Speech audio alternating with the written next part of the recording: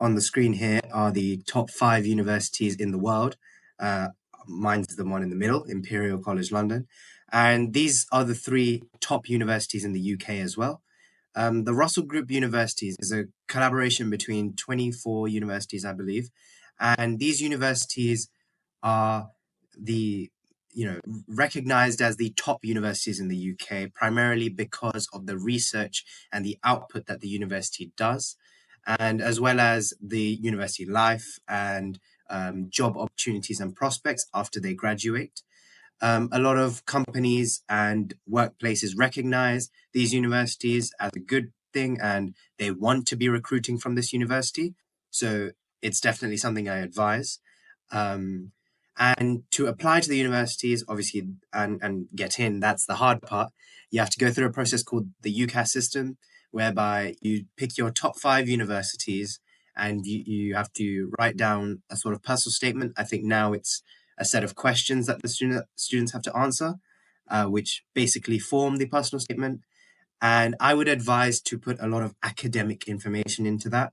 Whilst the universities do love to hear that you are, well-rounded, you like to play sports and everything, they are, after all, academic places, and they want to hear that you are academically interested. So primarily put that into your personal statement, I would say. And you have to do a lot of super-curriculars and extracurriculars to stand a good chance, which is what I'm going to be talking about next. Now, the slight difference between supercurriculars and extracurriculars: supercurriculars are academically related, and extracurriculars are things like sports and musical instruments, which are all great, by the way, don't get me wrong. Very good to be well balanced. But I'm going to be talking about supercurriculars. And on the right here, there are a couple of supercurricular activities that you can do.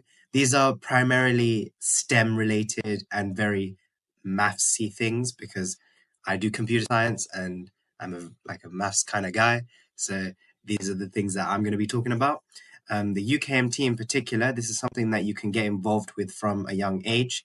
It's just a competition that the UK run, and there are many stages from, I think there's a junior stage, intermediate, senior stage, and then it goes on to the Maths Olympiad, which is that's the crazy level.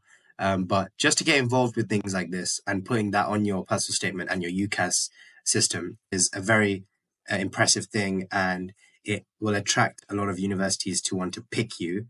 And it shows a lot of skills like problem solving, which is a transferable skill which can even help you out in the workplace. Things like the Bebras test, that's a computational thinking test where it uses a lot of problem solving, and it helps you for computing.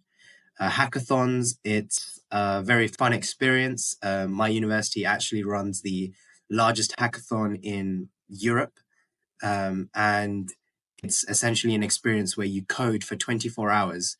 And if you end up winning the whole thing, that's a very impressive thing to put on your CV. And also Oxford and Cambridge events. Oxford and Cambridge hold lectures every now and then, not necessarily at the universities. The lecturers come out, the professors go to different places and they hold events. And it's nice to just go there and, attend the event, learn something new. And you can always write it down as something that you've done that is super curricular, because it shows that you are interested in